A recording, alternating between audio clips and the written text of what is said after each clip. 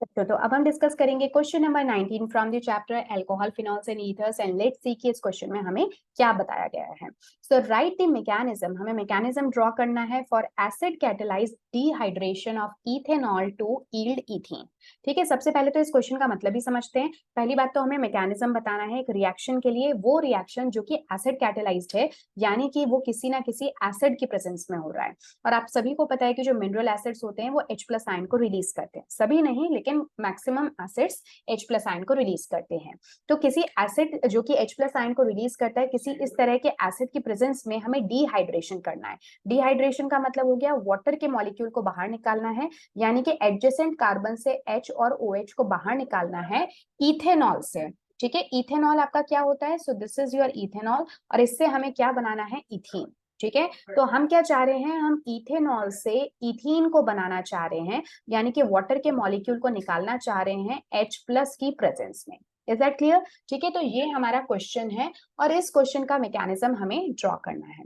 तो ये question actually आपका 3 स्टेप्स में होगा। ठीक है, फर्स्ट स्टेप होता है आपका protonation of alcohol, second step में होगा कार्बोकेटाइन का फॉर्मेशन, और थर्ड स्टेप में होगा एलिमिनेशन। बिल्कुल एग्जैक्टली इसी तरह का क्वेश्चन हम पहले के भी किसी एक वीडियो में कर चुके हैं, तो हो सकता है कि अगर आप मुझे रेगुलरली फॉलो कर रहे हैं तो उस क्वेश्चन को आप ऑलरेडी मेरे साथ कवर करके आए होंगे। बट अगर आप पहली पहली बार आए हो, विजिट किया है, तो क्वेश्चन नंबर 19 को भी हम उसी तरह से डिटेल में डिस्कस कर लेते। ठीक है, तो देखो mechanism of acid catalysed dehydration, first step protonation of ethanol. तो प्रोटोनेशन क्यों होगा? प्रोटोनेशन का मतलब होता है H+ का एडिशन। तो H+ का एडिशन इसलिए होगा क्योंकि ये रिएक्शन हम करा रहे हैं एसिड की प्रेजेंस में, और एसिड्स वो होते हैं जो कि H+ आयन को रिलीज करते हैं। तो ये हमने बना लिया कि इथेनॉल का मॉलिक्यूल, इथेनॉल में ये जो O है इसके ऊपर क्या है? दो लोन पेयर्स, और इन लोन पेयर्स के होने की वजह से इसकी इलेक्ट्रॉन डेंसिटी अच्छी खासी है, यानी इनके पास में ये इलेक्ट्रॉन रिच सेंटर है, इसके पास में एक्स्ट्रा इलेक्ट्रॉन्स है। तो ये अपने एक्स्ट्रा इलेक्ट्रॉन्स उस स्पीशीज को दे सकता है जिसके पास में इलेक्ट्रॉन की क्या हो? कमी हो। तो ये इलेक्ट्रॉन डिफिशिएंट यहाँ पे आपको कौन नजर आ रहा है?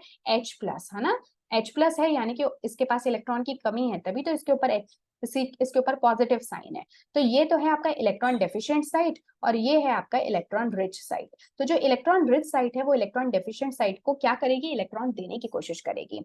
जैसे ही ये लोन पेयर H+ के पास जाएंगे तो हाइड्रोजन के ऊपर का पॉजिटिव चार्ज तो स्टेबल हो जाएगा, न्यूट्रल हो जाएगा, बट इलेक्ट्रॉन क्योंकि ऑक्सीजन ने दिए इसलिए पॉजिटिव चार्ज किसके ऊपर आ गया? ऑक्सीजन के ऊपर। ठीक है, तो यहाँ पे हम इसीलिए कह रहे हैं कि इथेनॉल का क्या हो गया? प्रोटोनेशन। इथेनॉल के मॉलिक्यूल में एक H+ आयन जाके ऐड हो गया।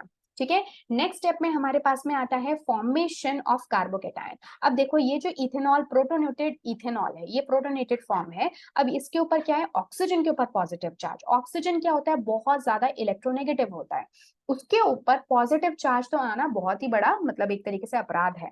ऑक्सीजन पहली बात तो न्यूट्रल रहना चाहेगा, और अगर उसको इलेक्ट्रॉन चाहिए भी होंगे तो उसके ऊपर 2- चार्ज आ सकता है, नेगेटिव आ सकता है, बट पॉजिटिव तो हरगिज नहीं। बट यहाँ पे ऑक्सीजन के ऊपर पॉजिटिव चार्ज है जो कि काफी अनस्टेबल है, इसलिए जरूरी है कि ऑक्सीजन अपने इस चार्ज को स्टेबल करे।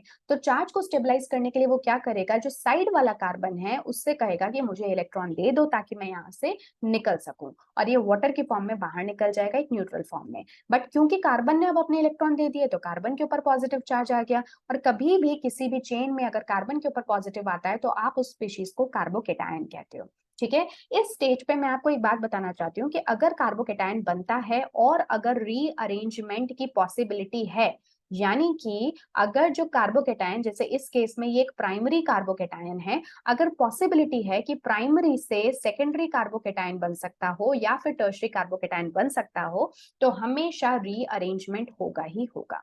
ठीक है, हालांकि इस केस में अगर ये प्रोटॉन आपका दूसरे कार्बन पे भी शिफ्ट हो जाता है, सॉरी पॉजिटिव चार्ज अगर दूसरे कार्बन पे भी शिफ्ट हो जाता है, तब भी वो प्राइमरी का प्राइमरी रहेगा, इसलिए यहाँ पे कोई रीअरेंजमेंट की जरूरत नहीं है। बट अगर किसी केस में ऐसी पॉसिबिलिटी हो तो आपको रीअरेंजमेंट कराना होता है। ठीक है, तो अब ये जो कार्बोकेटायन फॉर्म हुआ, इस कार्बन के ऊपर अब पॉजिटिव चार्ज आ गया, अब ये भी चाहेगा कि इसका ये पॉजिटिव चार्ज स्टेबल हो जाए। तो ये क्या कहेगा? ये अपने साइड वाले कार्बन को कहेगा कि मुझे इलेक्ट्रॉन की जरूरत है। तो ऐसे में कार्बन अपने ऊपर मौजूद हाइड्रोजन को कहेगा कि तुम निकल जाओ बाहर H+ की फॉर्म में, और अपना बॉन्ड जो है वो इस कार्बन को दे दो, जिससे कि यहाँ पे क्या होगा? कार्बन और कार्बन के बीच में डबल बॉन्ड आ जाएगा, और इसी स्पीशीज को आप क्या कहते हो? इथीन। ठीक है, तो एक तरीके से अगर पूरी की पूरी जो ये कहानी है इसका मैं सार आप लोगों को बताऊं तो वो कुछ ऐसा है कि यहाँ पे आपने इनिशियली स्टार्ट किया था इथेनॉल से। ठीक है, ये इथेनॉल है क्योंकि यहाँ पे 2 कार्बन की चेन है।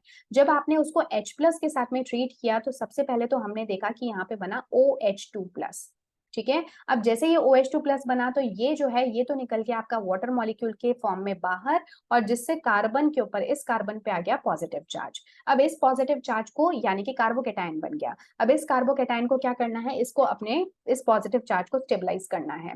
तो ये जो साइड वाला हाइड्रोजन है ये अपना बॉन्ड जो है इसको दे देगा, और यहाँ पे कार्बन कार्बन के बीच में क्या बन जाएगा, एक डबल बॉन्ड।